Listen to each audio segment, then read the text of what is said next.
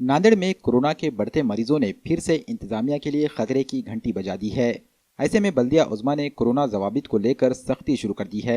बल्दिया की मुख्तलिफ टीमों ने शहर में मास्क और वैक्सीनेशन को लेकर बेदारी और कार्रवाइयाँ भी शुरू की हैं। बल्दिया उज़्मा के डिप्टी कमिश्नर अजीत पाल सिंह संधू ने MCN उर्दू न्यूज़ से बात करते हुए अपनी कार्रवाइयों की तफसील से वाकिफ करवाया।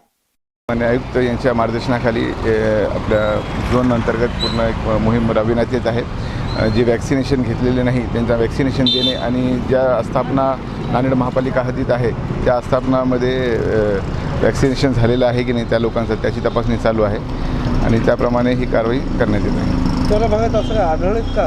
नाही, आता तर कारवाई चालू झालेली आहे। माननीय आयुक्त पण आहे तिथं आणि आज कारवाई सुरू झालेली आहे। त्याप्रमाणे पुढील सभी नांदेड़ वासियों से मेरी एक अपील है कि वो वैक्सीनेशन ज़रूर लें, क्यों तो अपन महाराष्ट्र में नीचे से दूसरे नंबर पर है।